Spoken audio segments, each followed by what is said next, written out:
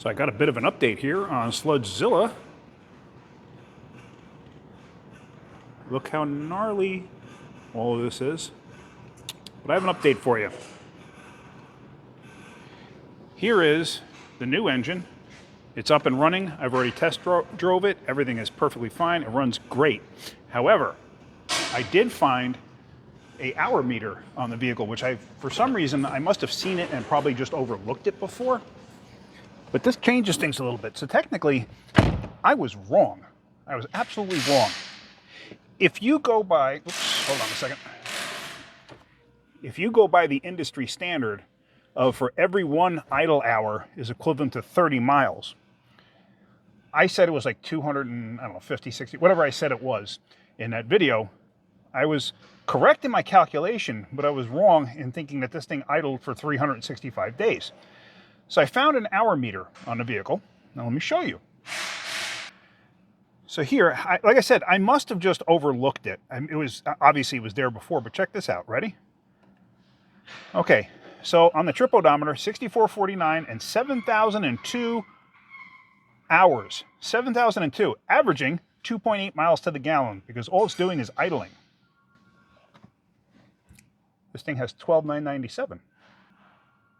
12,997. See that? That's the mileage. And there's the hours for that trip odometer of 6449. So it's actually double what you're seeing there. So I did a calculation, and here it is. So 7,002 idle hours at the equivalent of 30 miles for every idle hour is 210,020 miles. Multiply that by 2, that's the equivalent of 420,120 miles. Okay? 420,000 miles. Okay? Think about that. So before you guys sit there and blame Kia for this, any other vehicle out there would have done the same thing. I absolutely guarantee it. If you don't believe me, let your car idle in your driveway for a year and then tell me what the results are. Because this thing had been run low on oil several times. I was told that. So you run it low on oil, and like I mentioned, cylinder head temperature, actual cylinder temperature, top of the piston, the whole bit, never reaches its full optimum temperature because you're sitting there idling so much. So right then and there, your pistons probably get stuck or your piston rings get stuck into the pistons and everything else. So what I'm going to be doing is, I'm not going to be doing it during work time because obviously we get a ton of noise in this place. So I'm going to do this during off hours. I'm going to probably do it this weekend. I'm going to tear that engine down. Now that is a course, I can't destroy it, but I'm going to tear it down. I want to take a look at everything and see what's actually going on because the buildup of gunk in that thing is just unreal. Absolutely unreal. So yeah. So if you it's not Kia's fault, it is the customer's fault. So we calculated it. And if they leave this thing idling the way they leave it idling, if they're going to continue to do so, they have to come in every week for an oil change. Yeah. So if you don't believe me, do the math. The industry average is 30 miles for every 1 hour of idle time.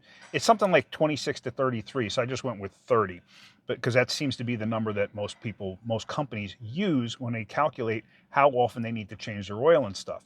So yeah. Yeah. So that's kind of wild.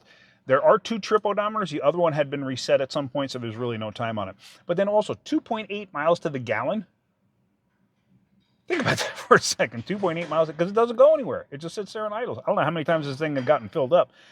But a company like this should probably have an EV. This is a perfect case for having an EV.